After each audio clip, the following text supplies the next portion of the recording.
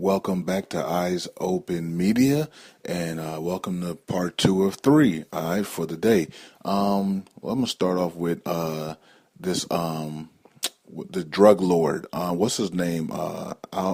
Paco, Chaco, whatever. I don't know what his name is. But they're saying that Sean Penn's secret chat with the Mexican drug lord could have backfired big time. I think they're saying that it looks like Penn was the one who could have set him up, Sean Penn. They're calling him a liberal nut job. Wow. It says liberal nut job. Sean Penn's secret chat with Mexican drug lord backfires big time. All right. And then they were able to go catch the drug lord, okay, the Mexican drug lord. How long will he stay in jail? He's escaped out of maximum prison twice. So that's how powerful this drug lord guy is. El Paco, El Chaco. I don't know his real name.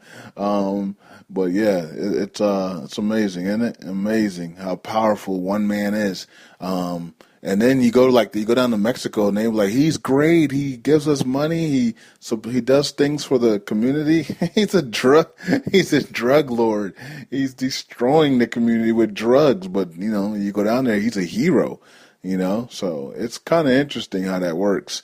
But anyways, he's been in jail 3. He's been in maximum prison, and he's escaped twice. So he has people in those prisons that respect him. Even the what do you call it? The officers, okay, the correctional officers that are in there respect him, okay, and they help him. They help him get out. So it's unbelievable, but it is what it is. Some people just have that allure to them. Throughout history, you saw it with so many people. They have that allure where people are just attracted to them, to their, want to be around them, want to see them, be free or have some type of power. We saw it with a lot of people. We've seen it with a lot of people in the history of the world. So he's just another one. He's just another guy that people like for some reason, and he's a drug lord. Okay, so let's move on from there. Let's move on to some Dinar Guru stuff here. It says Frank 26 says that the lava flow is moving tremendously. The HCL is in the budget. There's a rider in the budget, of course, for the HCL, oil and gas law. And the taxes and tariffs is in the budget. This budget law has been put in the Gazette yet, but we have not seen it printed in the Gazette yet. It hasn't been published, but it's been put in the Gazette. Yep. We just got to wait for it to be published. Hopefully, it's published by the end of the month. So he says, so a lot of international hookups that are occurring right now, and the smart cards are on the 10th. Okay, yep, they start swiping the smart cards for fees and things like that on the 10th. Yep, that's true. Okay, so let's see here. Aggie Dad 77 from KTFA says, in my opinion, there was an article out a day or two ago. It happened to mention a devaluation.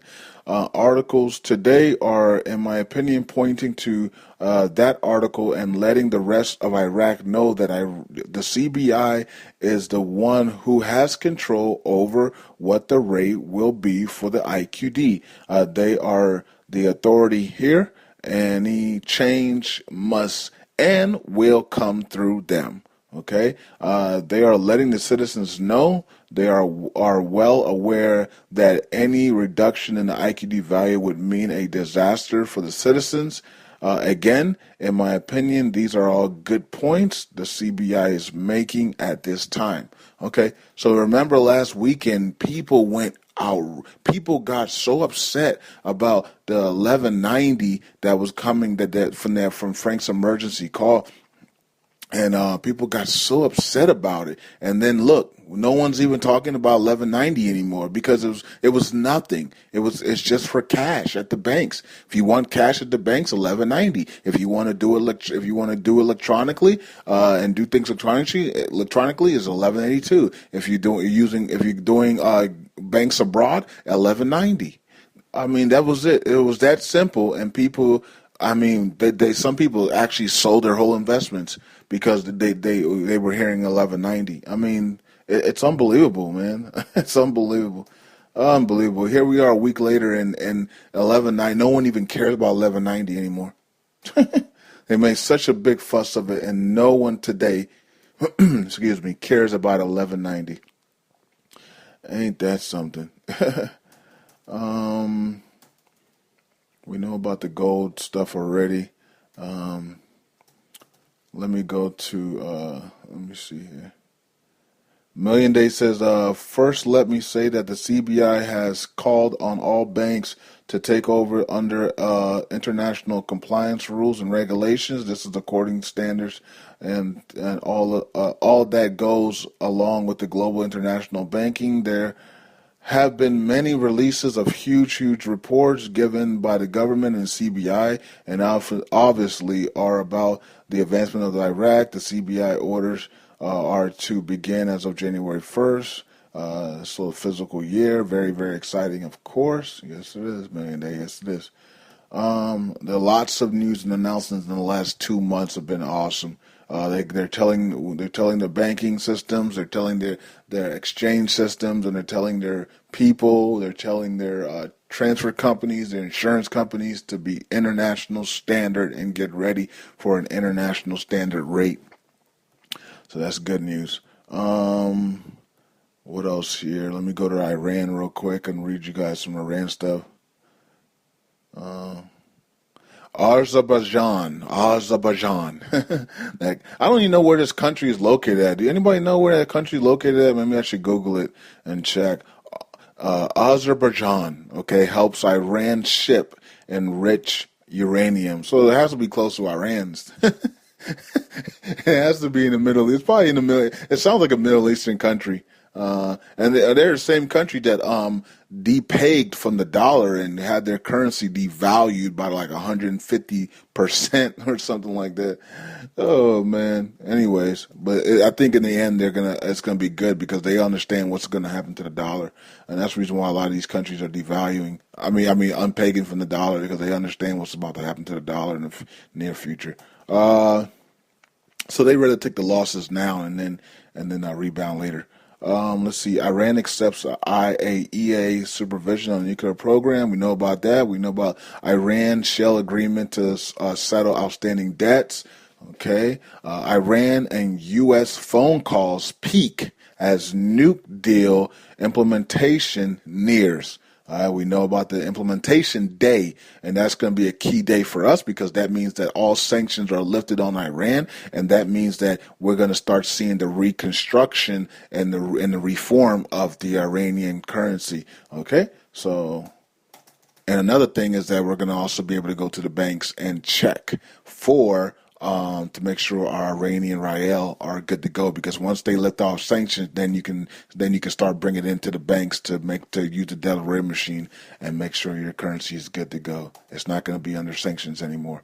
Okay, it says new U.S. sanctions on Iran will undermine the JCPOA, and we already talked about that, and we talked about that America is going. Kerry said America is going to be overwatching Iran's. They're not going to put sanctions on Iran, but they're going to be watching them closely until implementation day.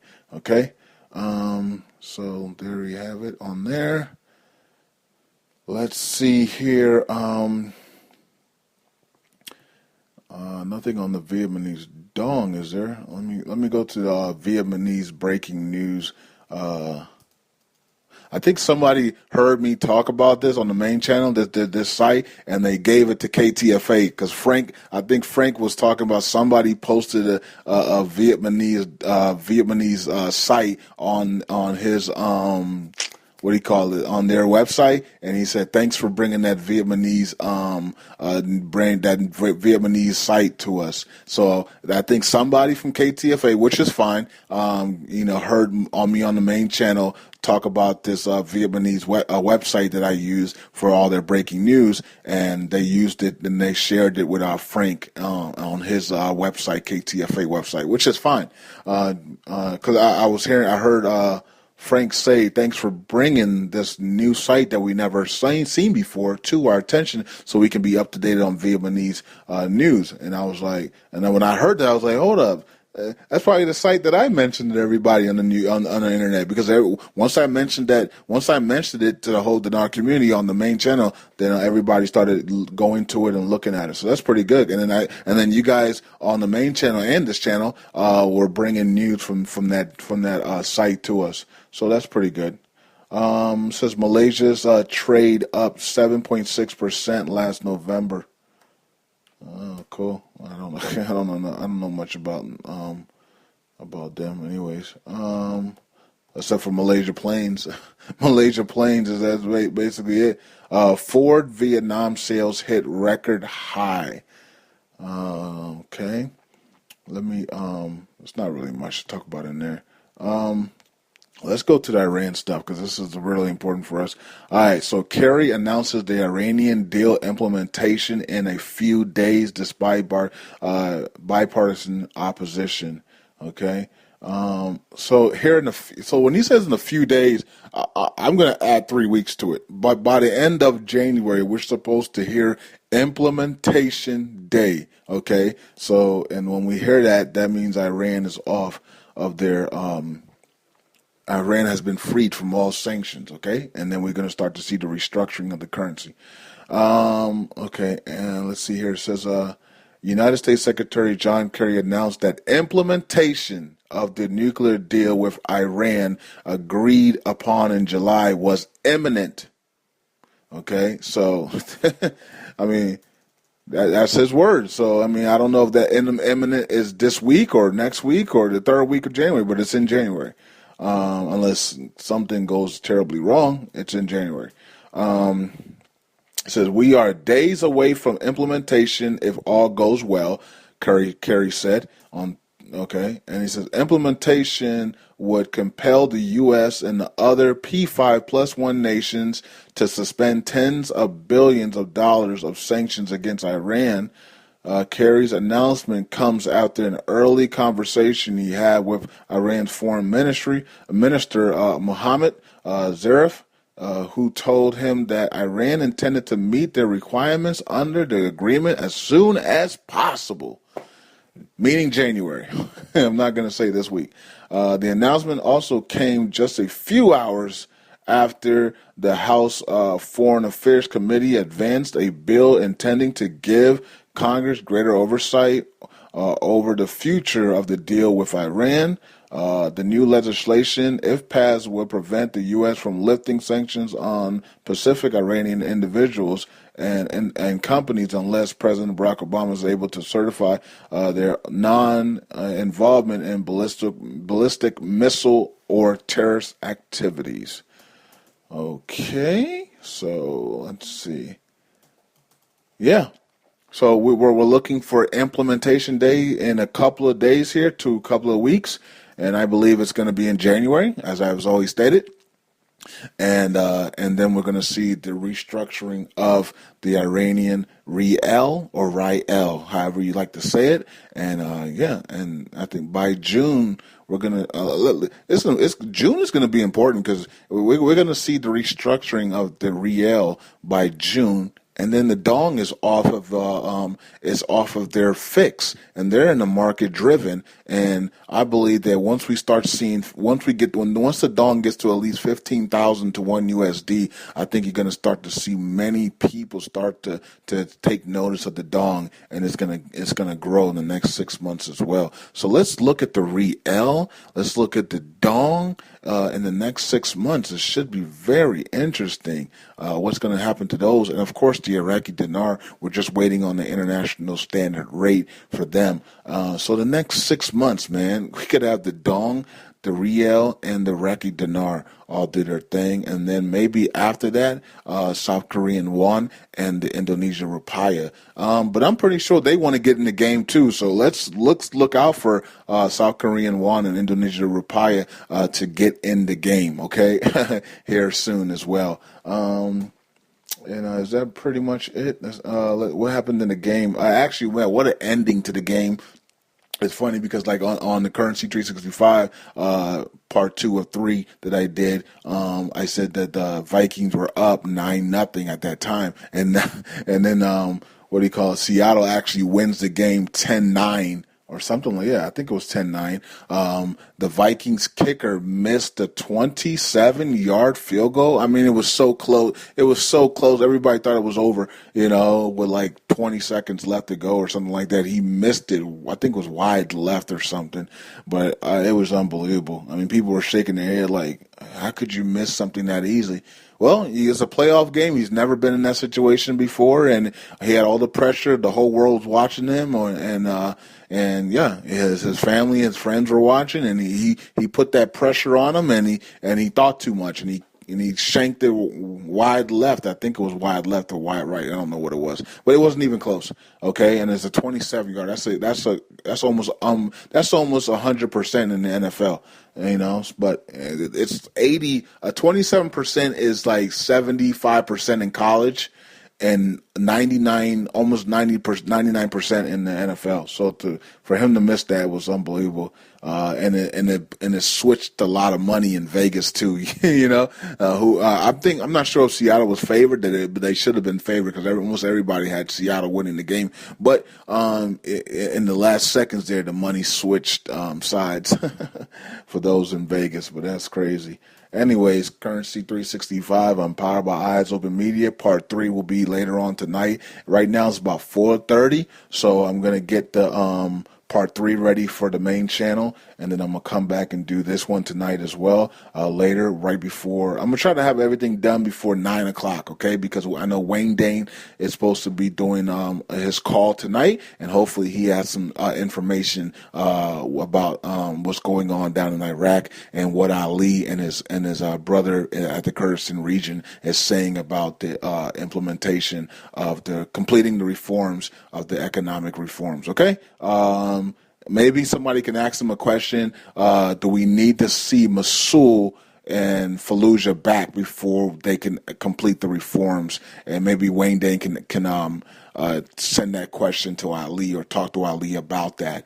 Do we need to see Fallujah and Mosul back before we see the economic reform? And maybe Wayne Dane can ask Ali and Ali's brother before, and then they can get back to everybody in our community. All right, so maybe somebody can ask that question tonight if you're going to be on the call.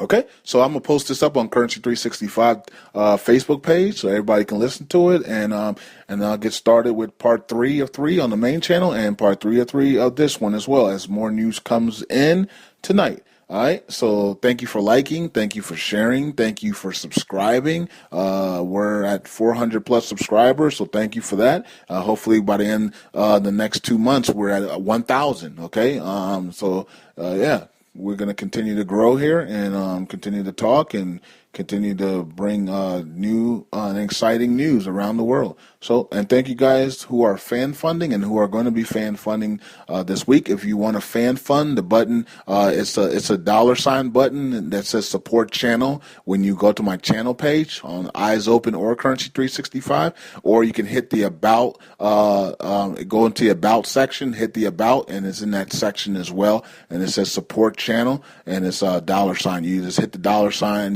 You can send $5, $1, $10, up to $500 a day. Okay, so thank you for supporting the channel, and that's it. Currency 365. I'm powered by Eyes Open Media. I will talk to you guys later on tonight. Peace.